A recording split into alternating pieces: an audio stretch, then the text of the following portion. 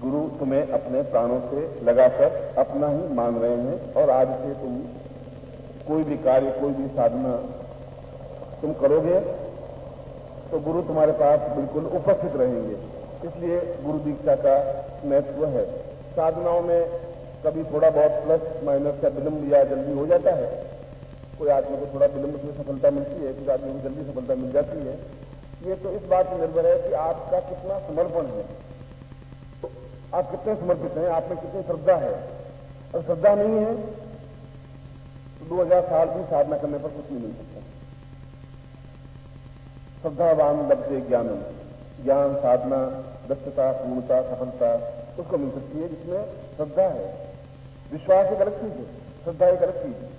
श्रद्धा का मतलब है कि आपने कहा और हमने किया, बस मैंने आपको आज्ञा दी और आपने कर लिया, ये श्रद्धा है। विश्वास तो यह है कि उन्होंने कहा, सोच लेते हैं क्या है क्या बात नहीं है।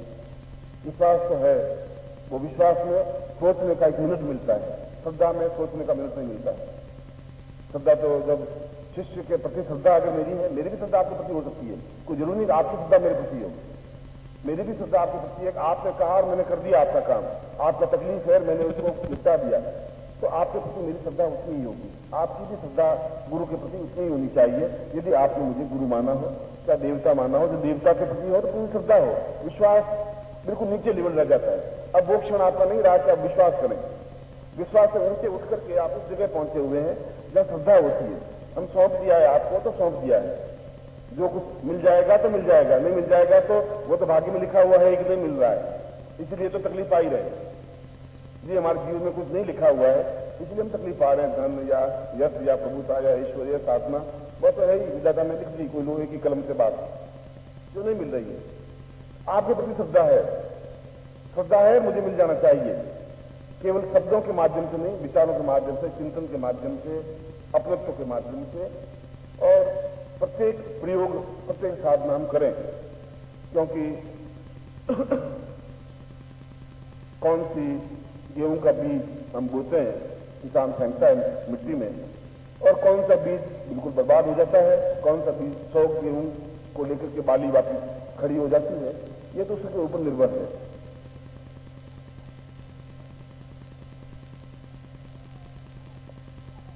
इसलिए इन साधनों में कौन सी साधना एकदम से क्लिक कर देगी और आपको सफलता दे देगी। आवश्यक इस बात की ही है कि आपका और मेरा एक संबंध बना रहना चाहिए, और बना रहे केवल इसलिए नहीं कि मैं आपका गुरु हूं, इसलिए नहीं कि आप मेरे शिष्य हैं। शिष्य के आगे समर्पण का भाव आता है, शिष्य के आगे की स्टेज है। समर्पण का मतलब है कि अब मेरे पास कुछ है ही नहीं, न मेरे माँ है, बाप, भाई, बहन, मेरा कुछ नहीं है, ये केवल बंधन है। वो मुझे अपना बेटा मानते हैं, मेरा तो कुछ नियम नहीं है, मेरा तो गुरु है, बस खत्म। इतना समर्पण आए तो मैं तुम्हारे हृदय में अपने आप में लीन हो ही सकूंगा, होना ही पड़ेगा मुझे, क्योंकि आप में क्षमता है खींच करके अपने हृदय में लीन करने की।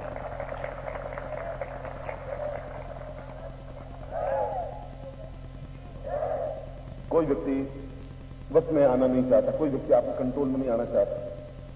कोई घर की पत्नी कोई भी आप कहें तो आपके वश में आते आते 20 साल लग जाते हैं। आपको बिल्कुल आज्ञा माने, कई बार लड़ाई झगड़ा करेगी, कई बार मानेगी, कई बार नहीं मानेगी, कई बार मानेगी, और वो काम पे चलती रहती है 40 साल। पूरा समर्पण नहीं हो पाता, और जहां समर्पण हो जाता है उस गृह में लड़ाई झगड़ा होता ही नहीं, समर्पण नहीं हो पाता है। आप भी समर्पित नहीं हो पाते हैं, वो भी आपको समर्पित नहीं हो पाते हैं। इसलिए आप भी गुरु के प्रति समर्पित नहीं हो पाते हैं तो गुरु जी भी आपके प्रति समर्पित नहीं हो पाते। समर्पण पूर्ण होना चाहिए, समर्पण इक्वलिटी में आकर के बिल्कुल अपने आप को अर्पित कर देना, छोड़ देना।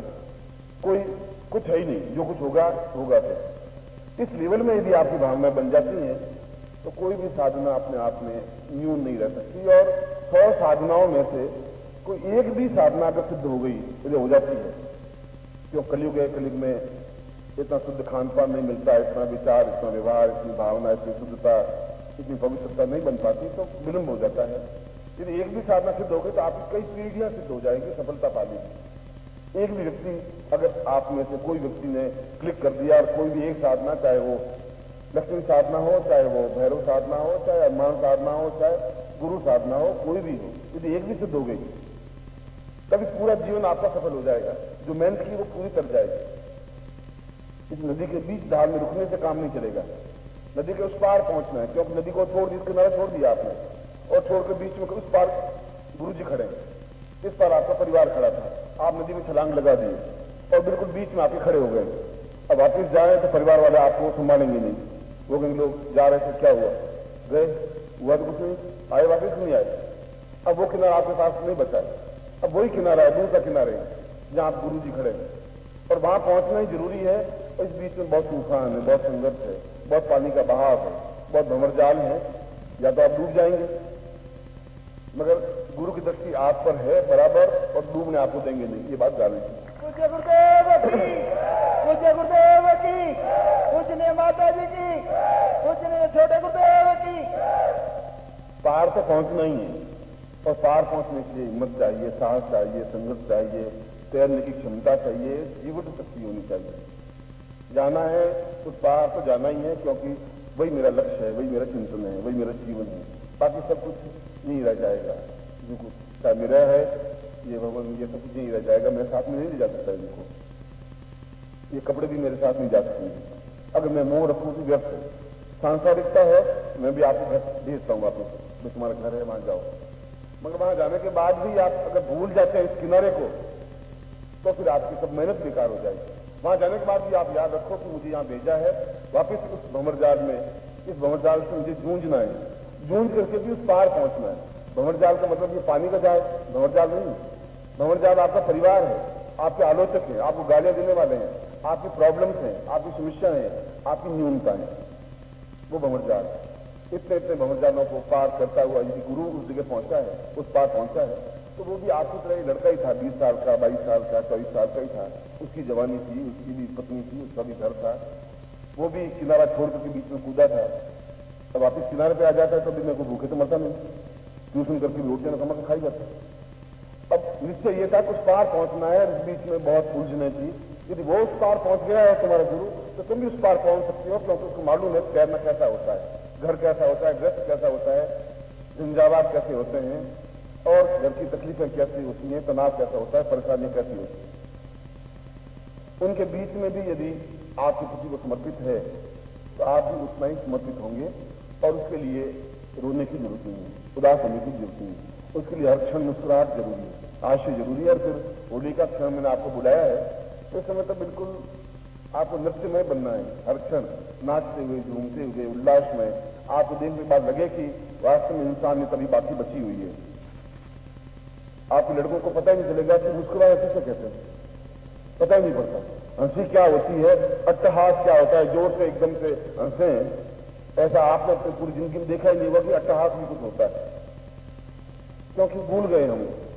मुंबई में जो बांद्रा में रहते हैं और नौकरी करते हैं, मान लो दूर चर्च गेट पर नौकरी करते हैं, तो सुबह 4 बजे बेचारे बस में बैठते हैं वो ट्राम में, और 6 बजे 7 बजे अपनी ड्यूटी पर जाते हैं, और वापिस वहां से 8 बजे फ्री होते हैं, वापिस घर आते हैं 11 बज जाते हैं, क्योंकि 2-2.5 घंटे का वो ट्राम का रन होता है। लड़का होता है तो लड़का शाम को 8 बजे सो जाता है, बाप घर आता है 11 बजे। सुबह जो लड़का 6-7 बजे उठता है तो बाप चला जाता है 5 बजे।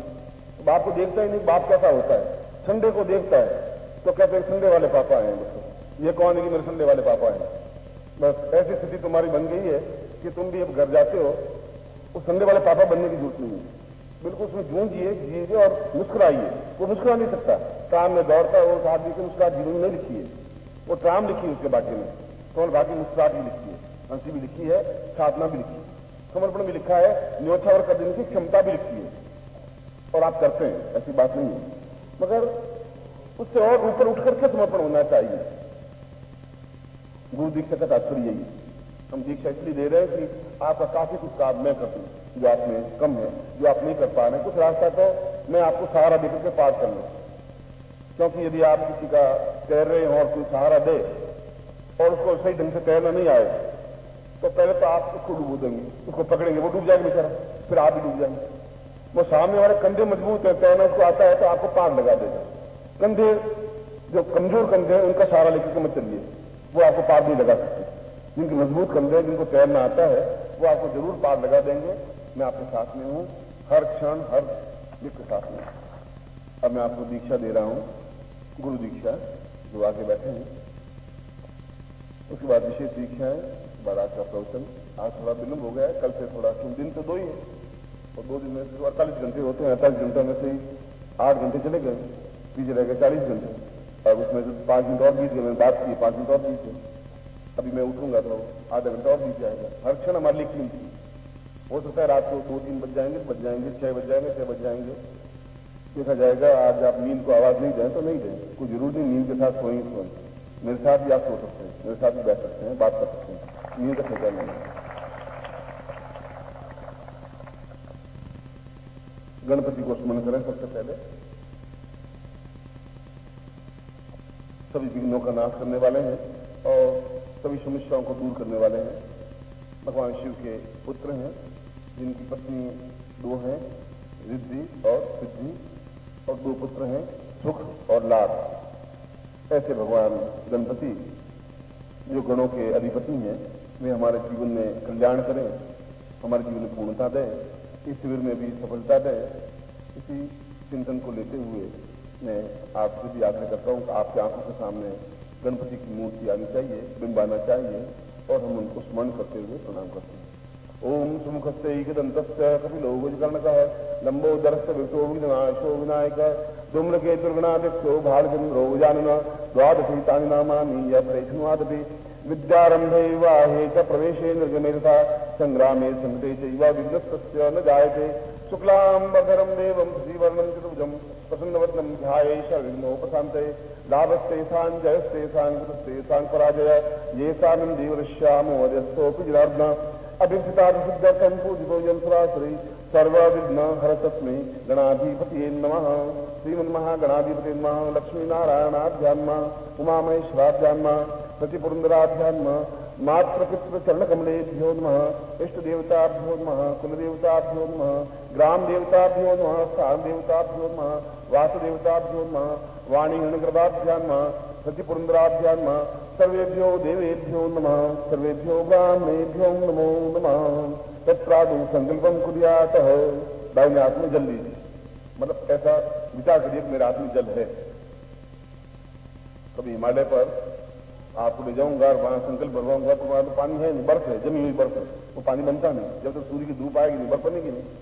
तो वहां पर एक भावना ली जाती है, हाथ में ऐसा है, मेरे हाथ में जल है, जल है, क्योंकि देवता है। दाहिना हाथ सामने हो। ओम विष्णु विष्णु विष्णु भागवत सेवत खंडे जमुदीपे शालिवान साथे बुद्धावतारे समुद्री समुद्र गोविंद फाल्गुन माधव बच्चे आज बुधवार से अब लक्ष्मी पागम का कृष्ण सरकार सकल मन कामना सिद्धतम लोके वासे बाह्य राज्य द्वारे सर्वत्र यश विजय लाभादि प्राकृतम सभार्य पुत्र बांधव्य अखिल कुटुंब सहित सबसो समस्त भय व्याधि जरा पीड़ा मुक्ति प्रजा द्वारा आयु आरुषा अमुक गोत्रोत्पन्नो हम।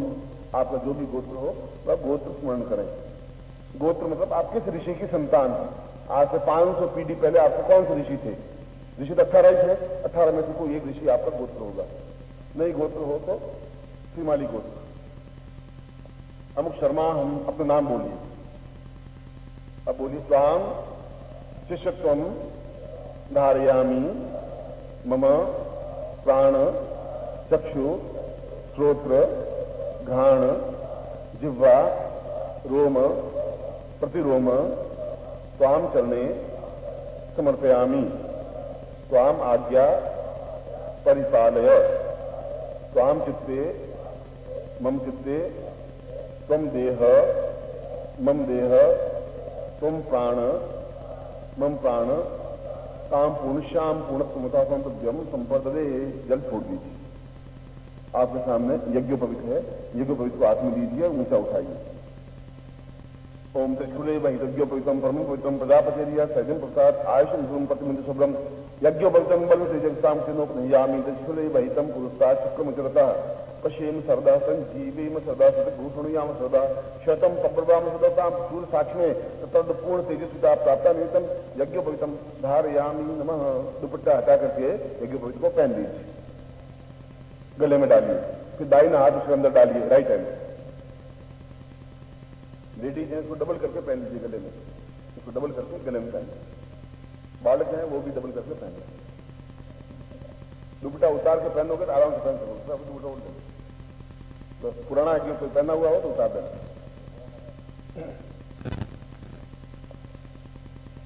एतावली पर ब्रह्म वसुंधारणा जीर्ण त्याग परित्यागो गच्छ सूत्र था पूर्ण।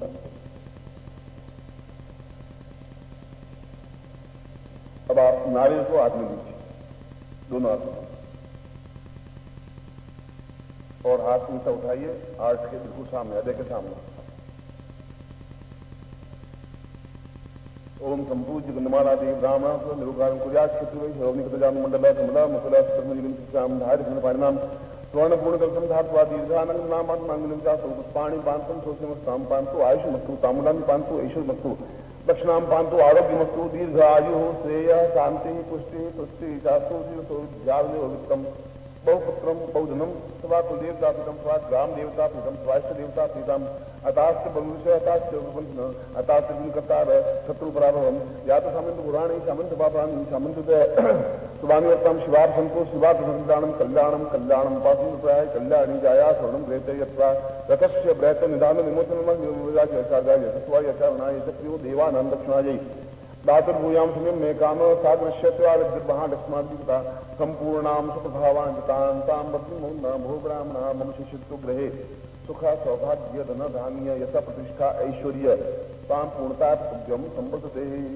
गुरु प्राप्त नाल रात में रखिए, गुरु प्रार्थना करिए। गुरुर्ब्रह्मा गुरुर्विष्णु गुरुर्देवो महेश्वर गुरु साक्षात् ब्रह्मा तस्मै श्री गुरु कमलेभ्यो नमः। ध्यान मूलं गुरो मूर्तिर्पूजा मूलं गुरुपदम मंत्र मूलं गुरो वाक्यम मोक्ष मूलं गुरु कृपा मूकं करोति वाचालं पंगु लंघयते गिरिं यत्कृपातमंदे परमानंद माधवम। गुरु मंत्रम दद्यात्। आपके पास कार्ड है, कार्ड पर मंत्र लिखा हुआ मैं बोल रहा हूं, आप मेरे साथ बोलेंगे। ओम परम तत्वाय नारायणाय गुरुभ्यो नमः। ओम परम तत्वाय नारायणाय गुरुभ्यो नमः। ओम परम तत्वाय नारायणाय गुरुभ्यो नमः। चेतना मंत्र से था ओम ह्रीं मम प्राण देह रोम प्रतिरोम चैतन्य जागृय ह्रीं ओम नमः। तत्रापि गायत्री मंत्र से था ओम भूर्भुवः स्वः तत्सवितुर्वरेण्यं भर्गो देवस्य धीमहि धियो यो नः प्रचोदयात्। पूर्णता प्राप्त गुरु मंत्रम दद्यात्। अब स्तुति करें। त्वमेव माता च पिता त्वमेव बन्धुश्च त्वमेव विद्या द्रविणं त्वमेव सर्वम्। अनयाम पूज्याम सांगाय सपरिवाराय सायुधाय सशक्तिकाय पूर्णत्व प्राप्ता निमित्तम स्वां गुरु दीक्षाम सत्यम संपर्दे। नारायण को नीचे रखिए और दोनों आंख खोलिए। मैं आशीर्वाद दे रहा हूं आपको, ऐसा रखवा। मंत्रार्था सफला संतु पूर्णाम संतु नवरथा सप्रणा मुद्नासोस्तु मित्राणाम उद्योत्सव ऋग्वेदो सजुर्वेद सामवेद यथावण ब्रह्मवाक्य शांत्यम ननन्ति तत्सर्वान् अक्षतान् प्रस्थेतोन्त्यं घ्नन्ति ये नरा चत्वारोवृते लक्ष्मी आयु बुद्धि यशो बलम क्षीरवर्चस्यमाशमारोग्यम आदपमानमहिते धान्यं धनं पद्मत्रलाभं तत्संवत्सरं दीर्घमायुष्मान पुत्रवान सुखवान लक्ष्मीवान भव। मैं आपको आशीर्वाद देता हूँ, आपके जीवन की सारी इच्छाएं पूरी हों और साधनाओं में आप सिद्धि और सफलता प्राप्त करें और आपके हृदय में गुरु स्थापित हों। ऐसा ही मैं आपको हृदय से आशीर्वाद देता हूँ।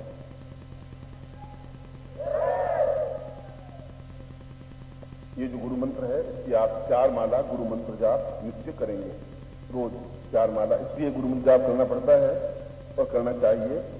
दिन भर में हमसे चाहे अनचाहे झूठ निकल जाता है, सत्य निकल जाता है, बोलना पड़ता है, छल भी करना पड़ता है, कभी कभी झूठ बोलना पड़ता है। बाजार में भोजन खाना खा लेते हैं तो उनके जूते पहने हुए बनाते हैं, शुद्ध भोजन नहीं, शुद्ध पानी नहीं, और कभी कभी मुंह से गाली निकल जाती है। इन सब दोषों के परिहार के लिए 4 माला गुरु मंत्र जाप करने पर चित्त शुद्ध रहता है, साधना करने सफलता मिलती है। इसलिए इन 4 माला गुरु मंत्र से आपके जो दोष 24 घंटों में किए हुए हैं वे समाप्त हो जाते हैं। मगर अगर पिछले जीवन में और किए हुए 40 साल तक किए हुए तो कभी कभी ज्यादा भी माला मंत्र जाप कर सकते हैं। जैसे टाइम मिल जाए शाम को भी तो और भी 4 की माला, मगर 4 माला तो करनी कंपलसरी है, अनिवार्य है। यदि कभी बीमार हो जाए तो आकर धोखे कर सकते हैं, पलंग पे लेटे लेटे भी कर सकते हैं, चलते फिरते उठते बैठते बिना माला के भी कर सकते हैं। मगर उससे ही आपके जीवन के पाप और दोष कटेंगे। यदि मेरे भी मुंह से यदि कभी झूठ और सत्य निकल जाता है तो मुझे भी सुबह गुरु मंत्र जाप करना ही पड़ता है, क्योंकि रास्ता तो वही है। उसी से हमारा चित्त निर्मल रह सकेगा, उसी साधना में सफलता मिल सकेगी, उसी से पूर्णता प्राप्त होगी। जो शिविर में भाग ले रहे हैं और जिनके पास जो शिविर में भाग लेने वालों को पैकेट दिए हैं उसको अभी मैं पूजन करवाऊंगा पैकेट का। फिर कैसे मंत्र जाप होता है, होली की रात्रि को विशेष प्रयोग उस पर होगा और वह बहुत महत्वपूर्ण होगा, इसलिए आज पूजन अभी मैं इसका पूजन करवाऊंगा। गुप्त मनोवांछित शीघ्र कार्य सिद्धि साधना का पैकेट है और ये 3-4 तरीकों से होता है। गुरुनाथ का एक अलग स्टाइल है, अलग तरीका है, विश्राम का एक अलग तरीका है, मगर मनोवांछित वह कार्य हो ही, इसलिए गोरखनाथ प्रणीत जो साधना है वो ज्यादा महत्वपूर्ण है। होली की रात्रि को तो वह बहुत ज्यादा महत्वपूर्ण है। जो शिविर में भाग ले रहे हैं या अपना नाम लिखवाया है उन्हीं को वो पैकेट मिल रहा है। तो अभी भी प्रयोग होगा, मंत्र जाप होगा, फिर रात्रि को भी प्रयोग होगा, फिर कल होली की रात को विशेष उसके ऊपर कार्य होगा, इसलिए पैकेट थोड़ा ज्यादा महत्वपूर्ण है। बाकी साधनाएं भी, होली का पर्व ही अपने आप में एक महत्वपूर्ण पर्व होता है, क्योंकि ये एक ऐसे क्षण होते हैं, ऐसे दिन होते हैं जब वसंत ऋतु का प्रारंभ हो चुका होता है, सूर्य उत्तरायण की तरफ आ चुका होता है और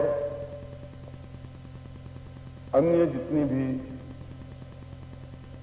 साधनाओं के लिए जो श्रेष्ठ ग्रह नक्षत्र होते हैं, खासतौर से अनुराधा, हस्त और पुष्य, इन तीनों नक्षत्रों का परस्पर भेद होता है, वह केवल होली के अवसर पर ही होता है और 22-23 मिनट के लिए होता है। जो तीनों एक ही भेद में होते हैं, उसमें यदि किसी प्रकार की मनोवांछित कामना हो या कोई कार्य हो या कोई इच्छा हो या कोई साधना हो तो पूर्ण सफलता मिलती ही है।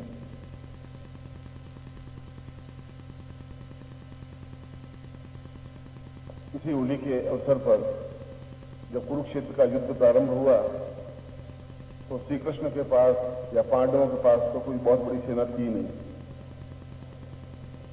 और कौरवों के पास बहुत बड़ी सेना थी, 18 अक्षौहिणी सेना। इधर केवल 5 पांडव और कुछ लोग ही थे। उसमें उन्होंने एक मूर्त निकाला था जो होली के अवसर पर, तो ग्रहण भी था और ठीक ग्रहण जब मध्यकाल में ग्रहण था और होली का वो टाइम आया था, उस समय युद्ध प्रारंभ हुआ था। तब तक का उन्होंने टाइम गीता पे बात से बोलते बोलते टाइम पास किया। सेना तो पहले आके खड़ी हो गई, पर कृष्ण समझ रहे थे कि ठीक समय पर युद्ध प्रारंभ नहीं हुआ तो न मैं विजय प्राप्त कर पाऊंगा, न ये कुछ चंद पांडव विजय प्राप्त कर पाएंगे और उसके लिए विशेष मुहूर्त की आवश्यकता होगी, विजय काल की, विजय मुहूर्त की।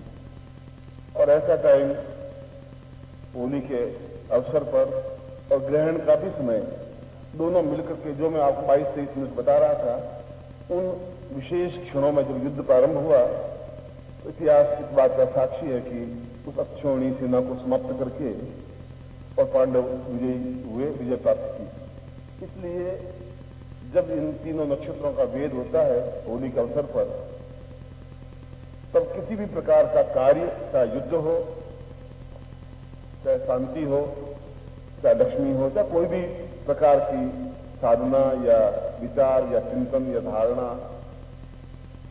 पूर्ण होती ही है। और ऐसे एक नहीं, इतिहास में सैकड़ों उदाहरण है कि इस प्रकार के अवसर पर उन्होंने साधना की और सफलता पाई।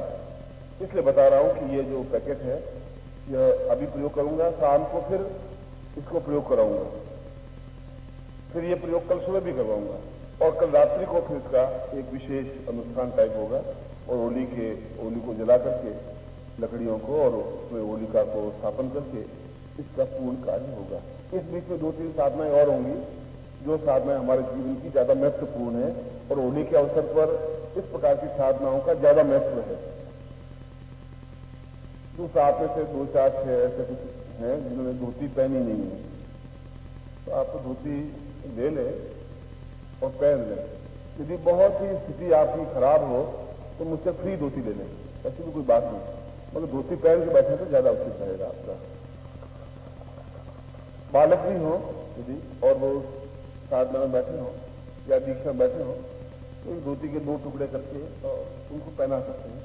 धोती का तात्पर्य ये होता है कि हम अपने आप में पूर्ण निर्विकार होकर के और साधना में बैठे हुए हैं, क्योंकि आगे भी ये धोती और ये दुपट्टा आपके साधना में काम आता है और यहाँ मंत्र सिद्ध होता है। जो मैं मंत्र बोल रहा हूँ वो मंत्र सिद्ध वस्त्र भी होता है।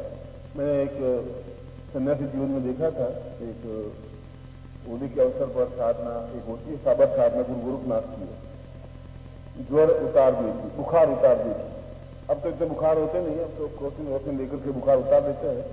मैं आज से 40 साल पहले क्रॉसिंग वॉसिंग थी नहीं, तो काढ़ा बना करके काली मिर्च और तुलसी के पत्ते और ऐसा बना के खूब 2-3 घंटे तक उनको उबाल करके कुछ छान करके वो पिलाते थे, फिर बुखार उतरता नहीं था। उस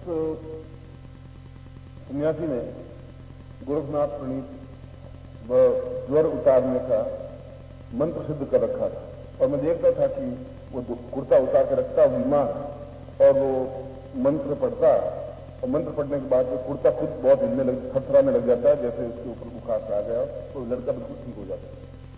इतने सिद्ध प्रयोग इस होली के अवसर पर भी होते हैं। बस एक मैंने उदाहरण दिया कि वस्त्र पर भी मंत्रों का प्रभाव होता है। एक चीज लेकर के हम अगर इस समय बहुत अच्छी अचकन और लखनवी कुर्ता फूलों का गजरा वगैरह पहन के बैठ जाए तो हमारी भावनाएं चिंतन बिल्कुल एक अलग होगा। जैसे कि आपकी बादशाह है और मस्ती के साथ बैठे हुए हैं, लंगोट लगाए हुए तो बिल्कुल भावना अलग होगी, धोती पहने हुए भावना अलग होगी, पैंट पहना हुआ तो भावना अलग होगी। भावनाओं का ऐसा श्रद्धाओं का इफेक्ट पड़ जाता है। धोती पहन के बैठे और कुर्ता उतार करके बैठे, बनियान उतार के बैठे, बनियान उतरा हुआ तो आप ज्यादा सुंदर लगते हैं। बनियान पहने हुए इतने सुंदर लगते नहीं हैं।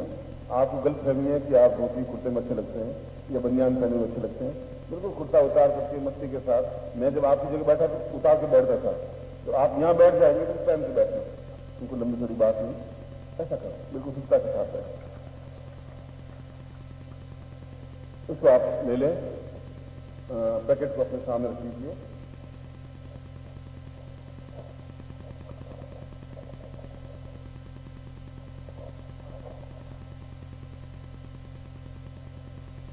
इसमें 2-3 बातों की जरूरत पड़ेगी। एक तो आपका नाम, एक आपका गोत्र।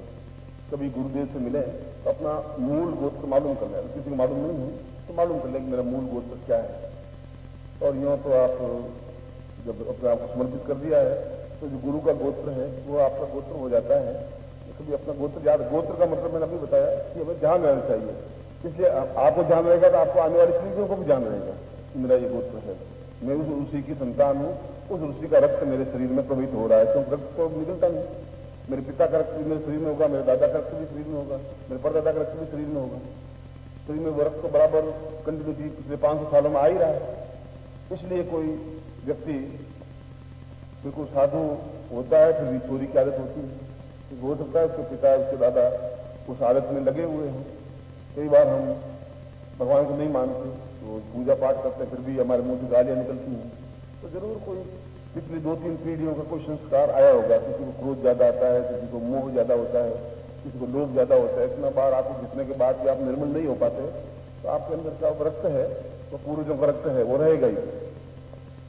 उसको कैसे शुद्धिकरण किया जाए वो एक अलग किया है, वो अलग संसार है। मगर हम जीवन में शुद्धता और सात्विकता प्राप्त करें और सफलता पाए, सबसे बड़ी बात तो ये है।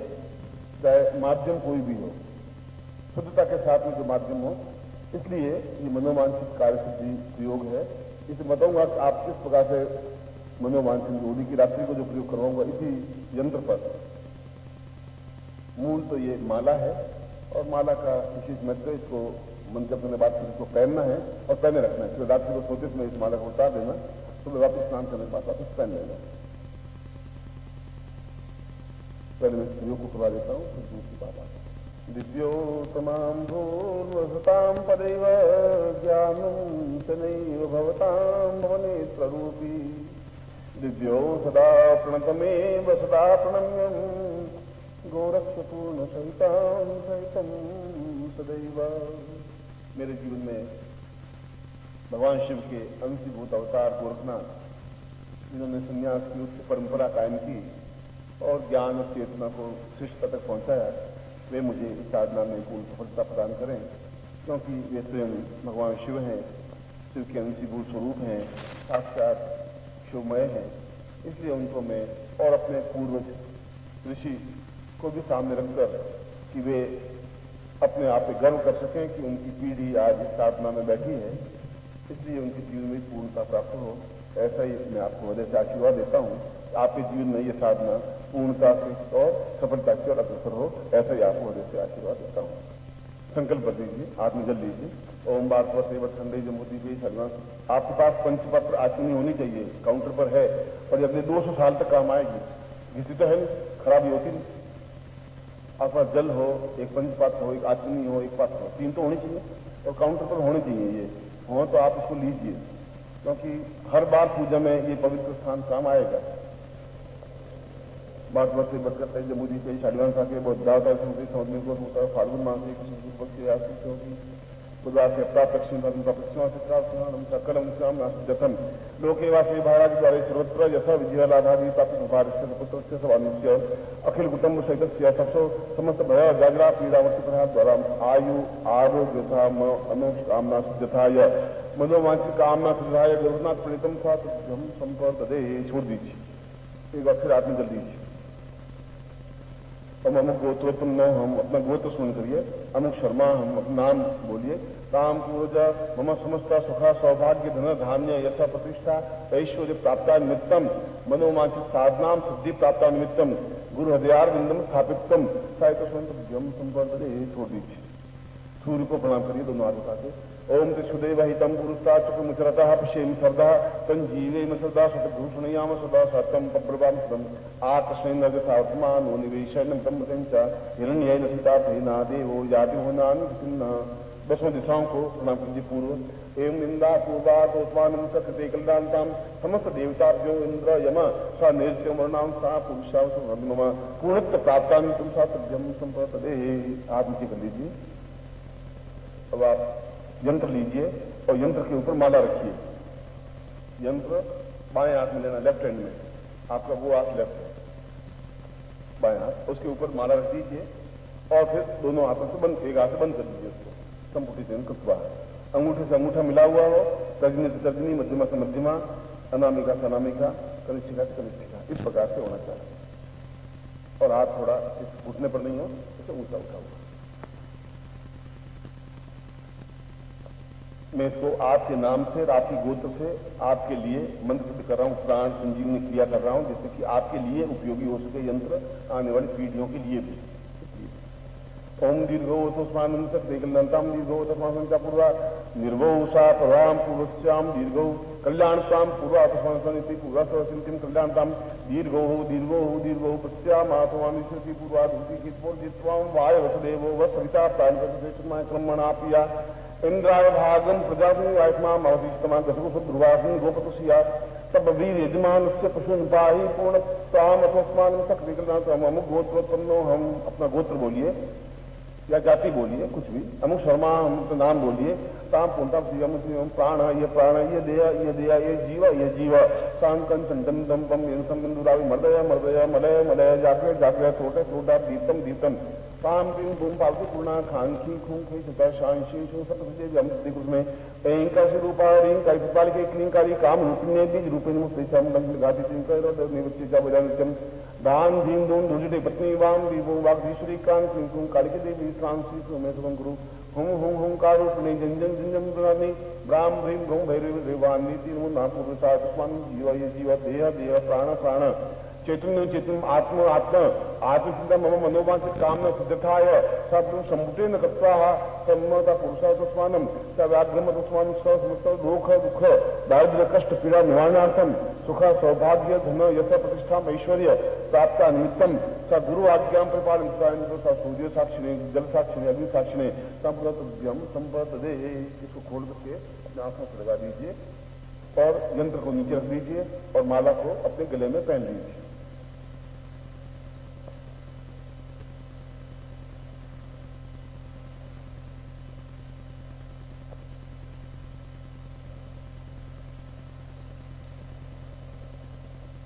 गलन कर लीजिए। नेत्रोस्पष्टम कुर्यात सुदेवहितम पुरुषताक्षुमृतापसीम सरदारंची सरदा सतगुण पुनयाम सदा शतम पब्रवाम सत्यम पुलापुरुषात्मान शक्ति कल्याणताम दीर्घो सा पूर्वात स्वानम शक्ति कल्याणताम नमोसंदा सत्यमोता सात ब्रह्म संपदे। इसके लिए एक मंत्र है, वो मंत्र कॉपी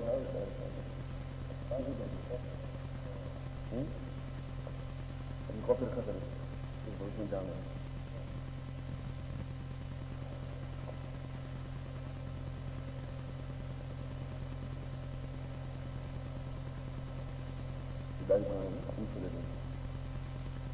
इसमें केवल 3 अक्षरों का 3 बीजों का मंत्र है, छोटा सा मंत्र है। ये बोर्ड पर वहां बोर्ड लगा हुआ है पानी की टंकी के पास में, उस पर लिख देंगे। इसका उच्चारण मैं करवा देता हूं क्योंकि मंत्र गुरुमुख से प्राप्त होना चाहिए। तो किताबों में लिखा हुआ उसका उच्चारण बिल्कुल मारो। किताब आपको ये नहीं बता सकती कि इसका उच्चारण क्या है, किस प्रकार से बोलना है। इसलिए गुरुमुख से मंत्र लेने की आपके पास पन्ना या डायरी होनी चाहिए, जिससे ध्यान रहेगा आपको। बोलिए एंग क्रीं थ्रीं। देखिए अब इसके 2 उच्चारण हुए।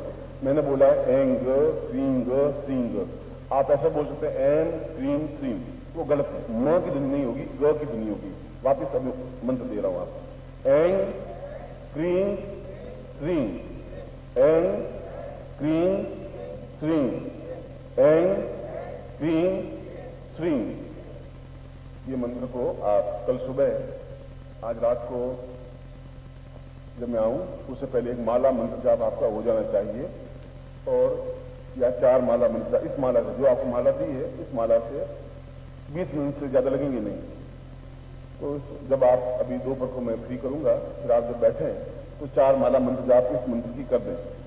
एंड बोर्ड पे लिखा हुआ होगा और 4 माला इसी माला से, जो माला मैंने आपको दी है, इस माला से मंत्र जाप आपको करना है।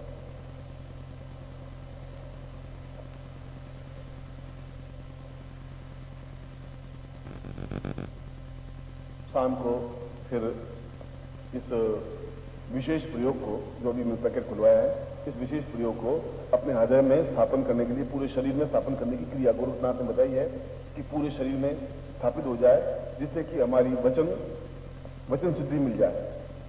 हम बोले वो सफल हो जाए, उसको वचन सिद्धि कहते हैं। पूरे शरीर में जब सफल गोरखनाथ प्रणीत मंत्र स्थापन हो जाएगा तो हम किसी को भी किसी भी प्रकार का श्राप या वरदान दे सकते हैं, मगर क्रोधमय कोई कार्य नहीं हो, इसलिए उसको शरीर में स्थापन होने की क्रिया होगी। तो यदि किसी के पास ये सामग्री नहीं हो तो ले लें, मगर शाम को फिर आप पूर्णता के साथ बैठे, धोती पहन के बैठे, दुपट्टे को ओढ़ करके बैठे और अपनी पूर्ण श्रद्धा के साथ बैठे। ये प्रयोग शाम को मैं कराऊंगा। हृदय से धारण, ये मंत्र बोल करके हृदय धारण किया, फिर कल सुबह फिर इसी यंत्र और माला का फिर प्रयोग होगा। फिर कल शाम को यज्ञ पे होली पर फिर एक प्रयोग होगा। तो जिंदगी जिंदा दिल जिया करते हैं, मुर्दा दिल क्या खाक जिया करते हैं।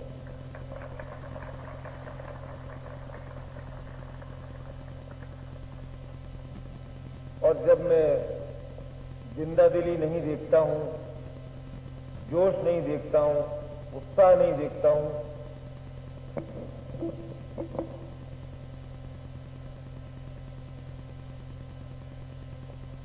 जैसे आपके पीले वस्त्र हैं वैसा ही आपका चेहरा पीला देखता हूं, तो मेरा उत्साह भी ठंडा हो जाता है। पीले वस्त्र पर जिस प्रकार लाल अक्षरों में गुरु मंत्र लिखा गया है, उसी प्रकार आपके चेहरे पर गुरु मंत्र की लालिमा निरंतर छाई रहेगी, तभी तो आपका चेहरा दैदीप्यमान हो सकेगा। मुरझाए हुए चेहरों से, मुंदी हुई आंखों से आकर्षणहीन जीवन से जीवन नहीं जिया जा सकता, जीवन काटा जा सकता है, क्योंकि जीवन तो निरंतर चलता ही रहेगा। रात के बाद दिन, फिर रात, फिर दिन। लेकिन इसमें जीवन का सारभूत तथ्य नहीं है। जीवन का सारभूत तथ्य धन भी नहीं है।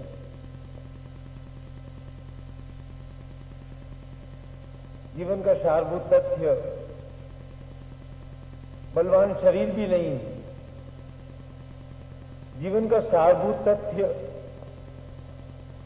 केवल और केवल यश और प्रतिष्ठा है।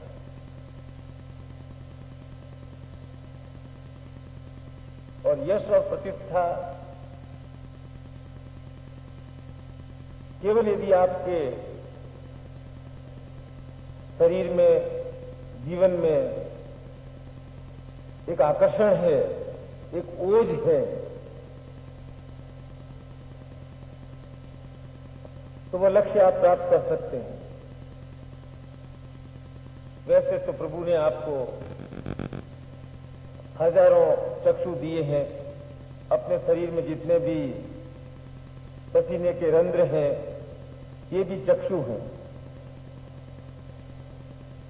लेकिन जो दो चर्म चक्षु आपको परमात्मा ने प्रदान किए हैं,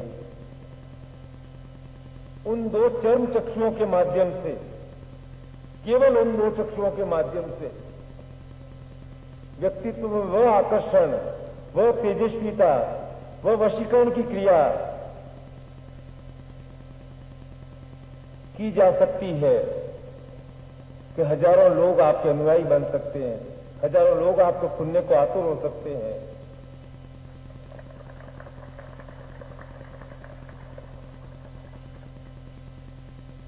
देवहरा बाबा हो या महाअवतार बाबा जी हो, पंडित गोपीनाथ कविराज जी हो, और भी जो बड़े बड़े संत महापुरुष जो भी हुए हैं, देवहरा बाबा तो बड़े ही कृशकाय थे, लेकिन उनकी आंखों में इतना तेज था कि सामने वाला आंख से आंख मिलाकर के बात नहीं कर सकता था। और जब मैं दीक्षा के समय बार बार कहा जाता है कि तुम गुरुदेव की नेत्रों की ओर देखो, तो मुझे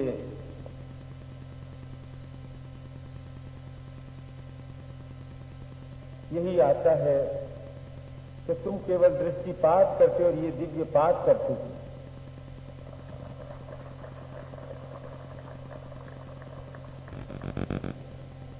केवल तुम्हें कहा जाता है कि 2 मिनट इन नेत्रों में देखो।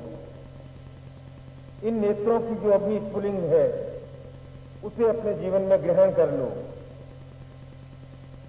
तो शायद तुम्हारे भीतर की अग्नि प्रज्वलित हो जाए, तुम्हारी आंखों में भी वह आकर्षण उत्पन्न हो जाए,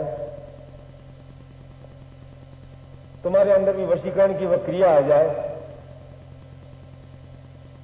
लेकिन तुम अपने नेत्रों का बिल्कुल उपयोग नहीं करते, क्योंकि नेत्रों का उपयोग करना आपको आता ही नहीं। आप जब भी बात करते हैं तो दूसरी ओर देख करके बात करते हैं, आंख नीची करके बात करते हैं, आंख चुरा करके बात करते हैं। ये नेत्र हैं जो सब भाषा कह देते हैं कि आपके मन में क्या भाव है, आप क्या कहना चाहते हैं।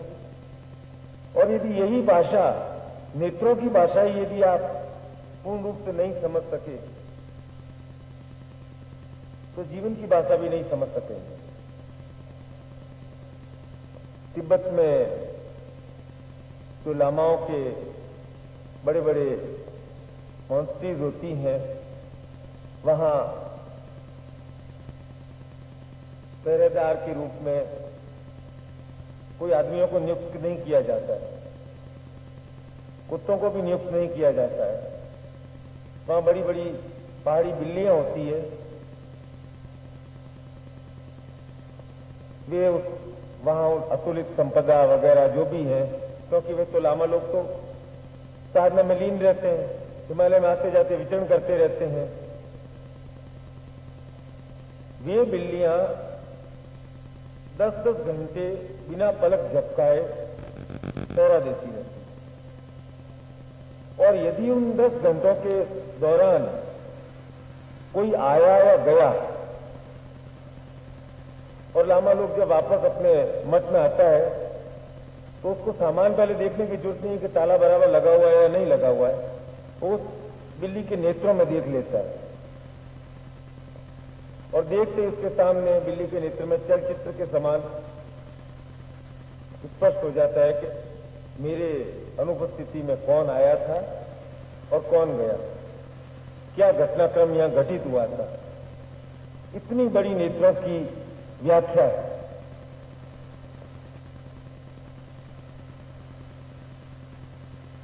यहां मैं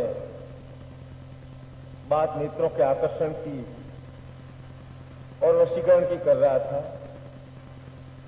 जो क्रिया नेत्रों द्वारा संभव है वह नेत्रों द्वारा ही हो सकती है। उसमें आप चाहे कितनी पहलवानी करें, उससे कुछ नहीं होगा।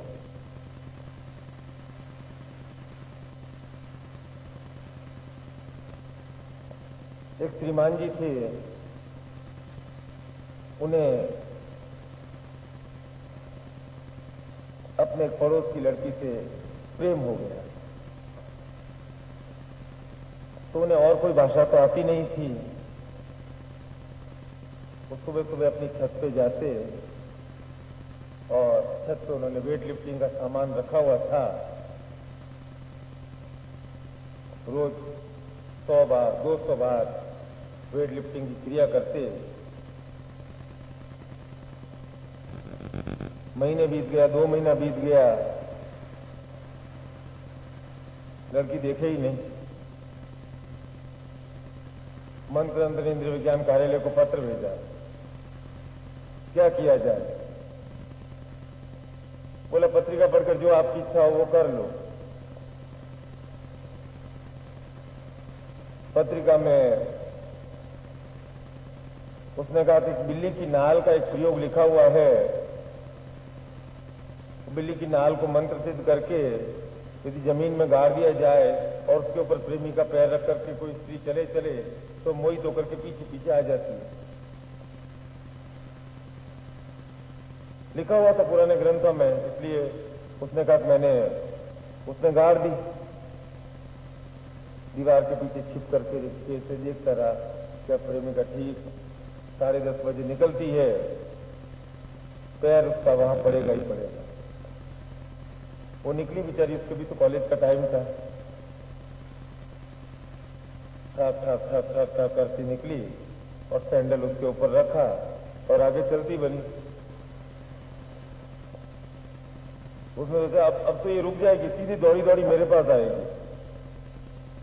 कुछ क्रिया नहीं हुई। आया भाई, मिलने आया मेरे पास। मैंने कहा तू कहां था उस टाइम?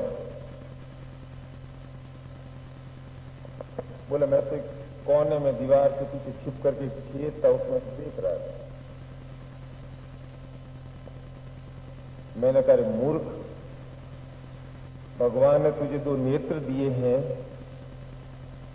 इन दो नेत्रों का उपयोग कर फरात करती का जाओ प्रेमिका के पास, उसके नेत्रों में देख करके बोल कि मैं तुमसे प्रेम करता हूं। मंत्र जब से और आंख चुराने से आकर्षण की शक्ति नहीं आ सकती, वशीकरण की शक्ति नहीं आ सकती। पड़ोसी भी आपसे प्रभावित नहीं हो सकता है। प्रभावित कब होगा, कब आपके अंदर वशीकरण की शक्ति आएगी,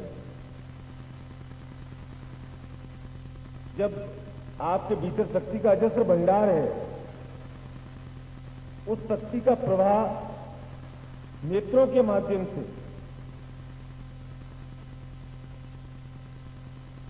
दूसरों पर आप प्रवाहित करेंगे, और यही आकर्षण का, वशीकरण साधना का मूल आधार है। और इस आधारभूत तथ्य को समझने के लिए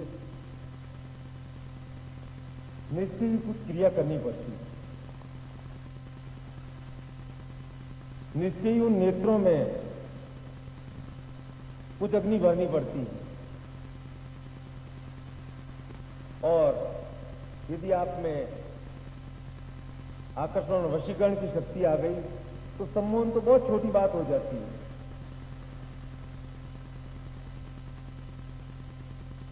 क्यों मुझे आप में से 100-200 लोगों के नाम याद रहते हैं, क्यों हजारों के नाम याद नहीं रहते हैं?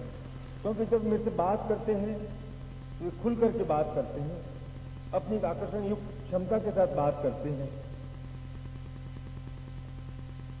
और जब जीवन में ये आकर्षण और वशीकरण की शक्ति आ जाती है तो फिर आप केवल मास्टर बाबू या क्लर्क या मजदूर बनकर के नहीं रह सकते, क्योंकि आपको ऊंचा उठना ही पड़ेगा, क्योंकि आप में दूसरों को प्रभावित करने की क्षमता आ गई है। दूसरे आपकी बात को ध्यान से सुनेंगे, आप कुछ आदेश देने की क्षमता रखेंगे। जब आप कुछ आदेश देने की क्षमता रखेंगे तो आपका धरातल अपने आप ऊपर हो जाएगा। और जब यह क्रिया मंत्र से नहीं हो सकती है तो तंत्र से संभव है। मंत्र और तंत्र और यंत्र से भी नहीं संभव है तो एक और स्थान है, वहां संभव है। वो स्थान है गुरुदेव के पास।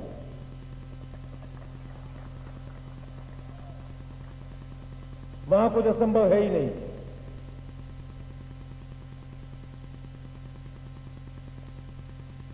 क्योंकि उन्होंने मंत्र को भी समझा है और परखा है और अपने भीतर उतारा है। तंत्र को भी समझा है और उसे बार बार हजारों बार प्रयोग में लाए हैं।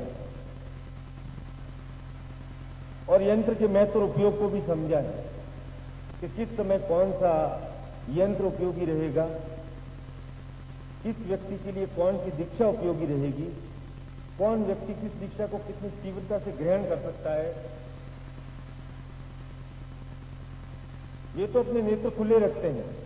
आप उन नेत्रों से, उन शक्ति से कितना प्राप्त कर सकते हैं, ये बहुत कुछ आप पर निर्भर करता है।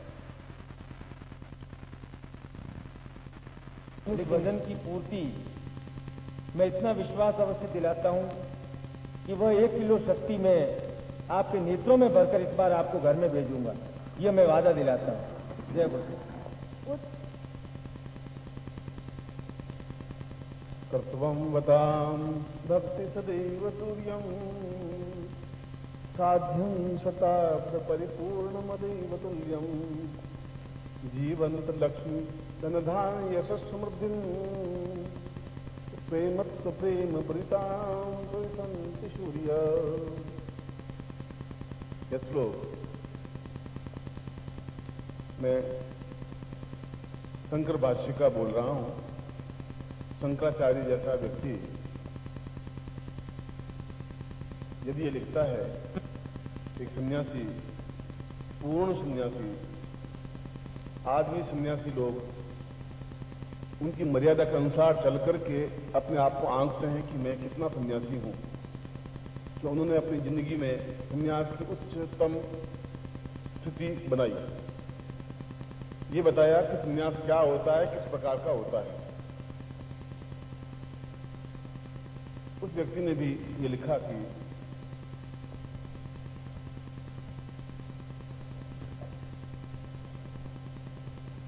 जीवन का आधार प्रेम है, हृदय का आधार प्रेम है, सफलता का आधार प्रेम है, भक्ति और साध्य और साधन का आकार प्रेम है। और यदि जीवन में प्रेम नहीं है तो पुरुषत्व भी नहीं है, पौरुषता भी नहीं है, संन्यास भी नहीं है, सफलता भी नहीं है। ऐसी बात शंकर भाष्य में लिखी तो कई सन्यासियों ने आलोचना की कि एक सन्यासी प्रेम कैसे करेगा। प्रेम का तात्पर्य कोई एक लड़का और एक लड़की के आपसी संबंध को प्रेम नहीं कहते। एक पुरुष का एक पुरुष से भी प्रेम हो सकता है, एक भक्त का एक भगवान से भी प्रेम हो सकता है, एक शिष्य का एक गुरु से भी प्रेम हो सकता है, और कोई नहीं मिले तो अपने आप से भी प्रेम हो सकता है कि मैं अपने आप से भी प्रेम करूं। मगर सन्यासी शंकराचार्य की यह बात सही है कि यदि प्रेम का उदय नहीं है तो जीवन नहीं है। यदि हमारे हृदय में प्रेम नहीं है तो हमारे जीवन में फिर किसी प्रकार का रस भी नहीं है, आनंद भी नहीं है, उमंग भी नहीं है, जोश भी नहीं है, आ ही नहीं सकता। केवल रोटी कमाना और रोटी बनाना और रोटी खाना और पैसा इकट्ठा करना और पत्नी ले आना, यह प्रेम की क्रियाएं नहीं है, ये मजबूरी की क्रियाएं हैं। और बाजार में प्रेम मिलता नहीं है। यदि आप कुछ रुपए लेके जाएं कि थोड़ा किलो 2 किलो प्रेम खरीद के ले आएं, तो ऐसी कोई दुकान अभी तक बनी नहीं कि प्रेम बिके और आप खरीद के ले आए। और जैसा नंदकिशोर ने बताया कि वो एक कॉलेज की लड़की से प्रेम करता था और एकदम से उसको जाना चाहिए सामने और हाथ पकड़ के कहना चाहिए चल मैं तुझसे प्रेम करता हूं, तुम ऐसा जाति काम करना मत, क्योंकि उसको भी झापट मारने की साधना आई हुई है, ये ध्यान रखना। इसलिए एकदम से वो काम क्रिया मत कर देना, ये ध्यान रखना, क्योंकि मैं तुम्हें सलाह दे देता हूं। हाँ, ये बात है कि यहां पर इन 2 दिनों में यदि आपकी आंखों में वह चिंगारी, वह प्रेम, वह एक अग्निस्फुलिंग आ जाए तो फिर आपको हाथ पकड़ने की कोई जरूरत नहीं होगी। वो अपने आप आपके सामने